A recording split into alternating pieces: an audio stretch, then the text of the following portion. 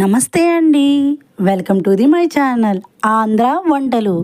మీకు ఇప్పుడు పప్పు మామిడికాయ ఎలా చేయాలనేది చూపిస్తానండి. పప్పు మామిడికాయ కదా ఎవరికి తెలియదు అనుకుంటున్నారా? లేదండి, కొంతమంది ఉంటారు కదా వాళ్ళ కోసం. నా స్టైల్లో పప్పు మామిడికాయ అనేది ఎలా ఉంటుందో అనేది ఒక్కసారి చూడండి. చాలా అంటే చాలా బాగుంటుంది. ఆ రోజు కూడా చాలా బాగా కుదిరిందండి. ఇప్పుడు మీకు ఎలా చేయాలనేది చూపించేస్తాను రండి. మామిడికాయలు చూసారా ఎంత బాగున్నాయో? ఇప్పుడే వస్తున్నాయి కదండి. మామిడికాయ అంటే ఎవరికి ఇష్టం ఉండదు చెప్పండి. చాలా బాగున్నాయి కదండి. పులుపు చూసి దాన్ని బట్టి మనం వేసుకుందాం. దాంట్లోకి అయితే ఒక ఉల్లిపాయ వేస్తున్నానండి నేను, ఈ సైజ్ది. అలా చీలికల్లా కట్ చేసేసుకోండి. అలాగే 5 పచ్చిమిరపకాయలు, కొంచెం కరివేపాకు కట్ చేసేసానండి ఎవరు తీయకుండా ఉండడానికి. కొంచెం గుప్పుడు కొత్తిమీర. ఇవి మనం పప్పులో వేసుకుందాం, ఓకేనండి. ఈ 4 ఐటమ్స్ మనం పప్పులో వేసుకోవాలి. పప్పులో వేసుకొని విజిల్ పెట్టుకోవడానికండి. మామిడికాయ ముక్కలు చూసారా?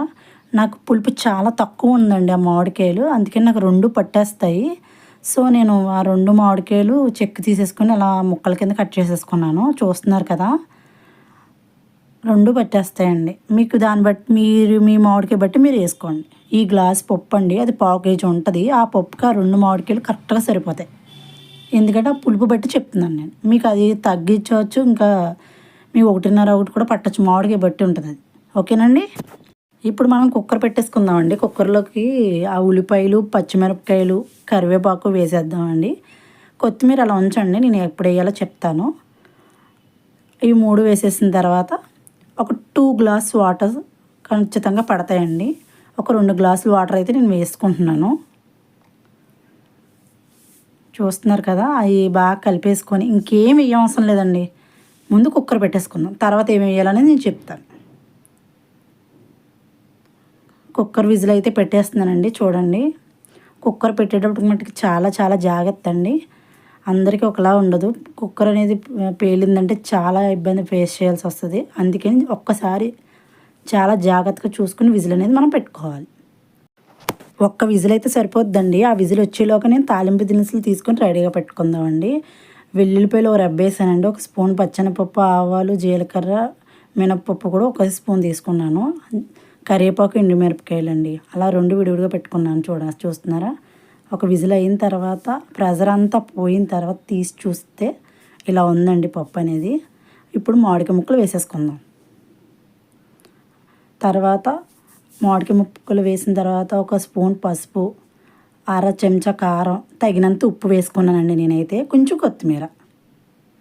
ఇదంతా మంచిగా కలిసేలాగా ఒక్కసారి మనం అంతా సరే కలిసేలాగా కలిపేసుకుందామండి. చూడండి, కలిపేస్తున్నాను. బాగా కలిసిపోయిందండి. అలా బాగా ఒకసారి స్పూన్తో కలిపేస్తే పప్పు ఆల్రెడీ ఉడికిపోయింది కాబట్టి ఓన్లీ మనకు మామిడికాయ ముక్కలే ఉడకాలి. సో ఒక చిన్న గ్లాసు వేడి నీళ్ళు వాటర్ వేస్తున్నానండి నేను. ఇలా వేయడం వల్ల మనకు పప్పు త్వరగా కుక్ అవుతుందండి. మామిడికాయ ఉండడం వల్ల త్వరగా కుక్ అవ్వదు. ఇలా వేస్తే కూడా టేస్ట్ బాగుంటుంది. ఒకసారి ట్రై చేయండి. కారం, ఉప్పు అన్నీ కూడా ప్రెజర్ తర్వాత వేస్తే వచ్చే టేస్ట్ మట్టుకు వేరు. ఒకసారి ట్రై చేయండి. ఎప్పుడు చేయకపోతే ఎవరన్నా ఇలాగే వండితే కనుక నాకు ఒక చిన్న కామెంట్ చేయండి. బాగా ఉడికిపోతుందండి. ఏ డౌట్ ఉండదండి, అసలు క్లియర్గా అయిపోతుంది. చాలా బాగా వస్తుంది. బాగా ఉడుకుతుంది, చూస్తున్నారు కదా.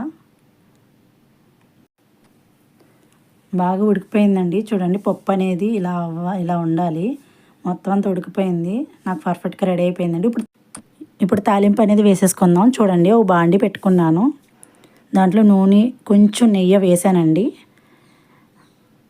తీసుకున్న దినుసులు చూసారు కదా, తాలింపు దినుసులు అన్నీ వేసేసాను.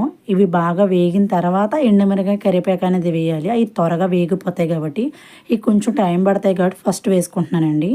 ఇలాగైతే మనకి వేగాల్సినవి కరెక్ట్గా వేగుతాయి అన్నమాట. ఇవి బాగా వేగాలండి. అప్పుడే పప్పుకి చాలా రుచి. పప్పు అంతా ఒక ఎత్తు అండి, తాలింపు అనేది ఒక ఎత్తు.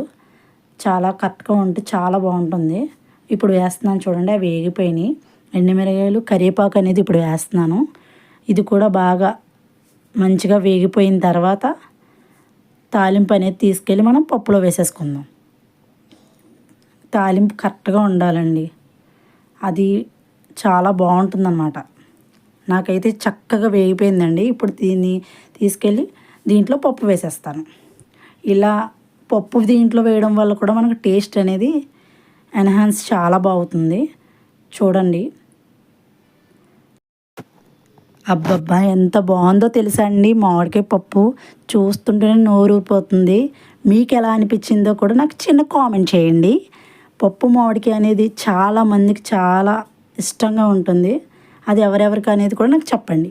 చూస్తున్నారండి, ఆల్రెడీ నేను ఇందులో టెంకలు కూడా వేసానండి. అవి నాకు చాలా ఇష్టం. మరి మీకు పప్పు మామిడికాయ మీకు నచ్చినట్టయితే లైక్ చేయండి, షేర్ చేయండి, సబ్స్క్రైబ్ చేయండి. Thank you.